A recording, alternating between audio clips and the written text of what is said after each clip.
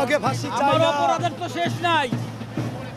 আমি অপরাধ করছি যেটা শেষ নাই সেটা বইলা বুঝাইতে পারবেন আপনাদেরকে। আমার অপরাধের শাস্তি এই বাংলার মাটিতেই হবে।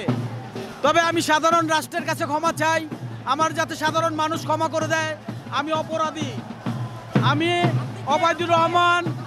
অবায়দুর রহমান দলের সাধারণ সম্পাদক ছিলাম।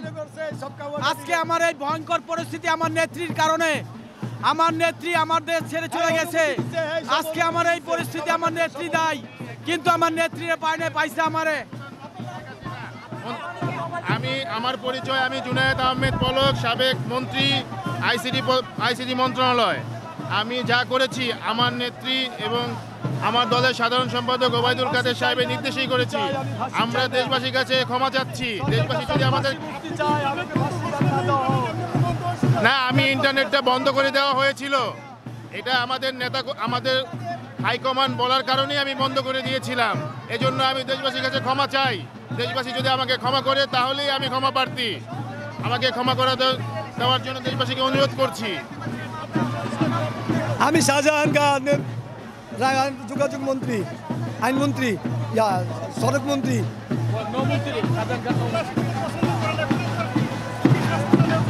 আমি কোনো অন্যায় করিনি, বহুত অপরাধ করছি। আমাকে দেশবাসীর কাছে ক্ষমা চাই, যে আমাকে ক্ষমা করে দেওয়া হোক। দেশবাসীর কাছে ক্ষমা চাই, আমি ক্ষমা চাই।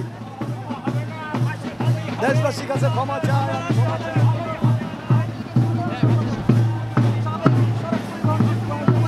আপনার পরিচয় কি? আপনি কি কিসের জন্য বন্দী আছেন?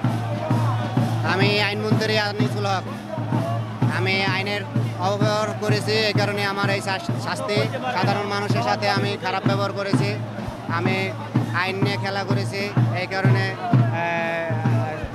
আমরা মর্মান্ত দুঃখের সাথে জানাচ্ছি যে সাধারণ মানুষ আমাদের যেন ক্ষমা করে দেন। আমরা সাধারণ মানুষের কাছে ক্ষমা চাচ্ছি। আমি মোহাম্মদ ইনু। আমি অন্যায় করেছি, জনগণের কাছে অন্যায় করেছি, আমি জুলুম করেছি। এই জুলুমের কারণে আমি জনগণের কাছে আমি মাপ চাই, জনগণের কাছে ক্ষমা চাই, তারেক জিয়ার কাছে মাপ চাই, আমি বিএনপির সাথে মাপ চাই। আমার জনগণকে যেন ক্ষমা করে দেয়, জনগণের যেন মাফ করে দেয়। শেখ হাসিনার কথায় অনেক অন্যায় অত্যাচার করেছি, এই ছাত্রদের জুলুমেই অত্যাচার করেছি। এই মানুষজন আমাদের মাফ করে দেয়। 17 বছর অত্যাচার করেছি, আমাদের জন্য মাফ করে দেয়। আমরা মাপ চাই তাদের কাছে। আমার নামে এসছিন। আমি আওয়ামী লীগের পক্ষে থেকে দেশের বিরুদ্ধে বহুত অত্যাচার জুলুম করেছি, সেই কারণে আমাদেরকে আইনের আওতায় আনা হয়েছে। আমরা আর এইগুলো কাজ কখনো করবো না, আমাদেরকে যেন ক্ষমা করে দেওয়া হয়। সব শেখ হাসিনার কারণে হয়েছে আমাদের এই অত্যাচার জুলুম। জি, আমরা বিশাল বড় অপরাধ ছিলাম, যা বলার মতন না। দর্শক, আপনারা জানেন প্রত্যেকটি জেলায় শেখ হাসিনা আদলে একজন বন্দীকে রাখা হয়েছে এবং তাকে আপনি কি বলবেন এই প্রত্যেকটি শেখ হাসিনার জন্য? আপনার কি বলার আছে? একটাই বলা আছে, বাংলাদেশে এনে ওনার ফাঁসি হোক, সমস্ত বিচার হোক।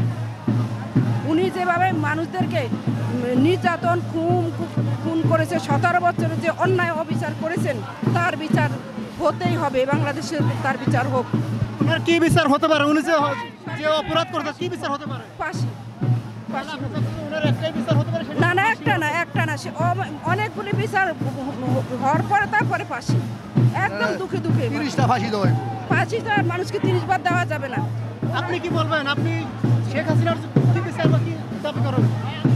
শেখ হাসিনার বিচার এই দেশের মাটিতে কিভাবে হবে?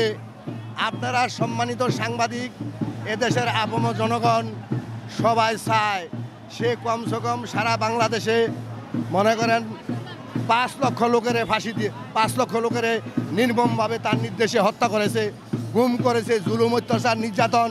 এদেশের আপন জনগণের সাধারণ মানুষের অর্থ লুটপাট করে তারা বিদেশে পাচার করে কারি টাকা পারি করেছে, এদেশের মানুষকে অসহায় রেখেছে। হাজারো তার অভিযোগ, সে নিজ হাতে অনেক মানুষকে হত্যা করেছে। এই দেশের জনগণ তাকে ছাড়বে না, এই দেশের মানুষ তাকে নিস্তার দিবে না। ওনার ফাঁসি একটা না, ওনার কতটা ফাঁসি হবে এদেশের জনগণের নির্ধারণ করবে।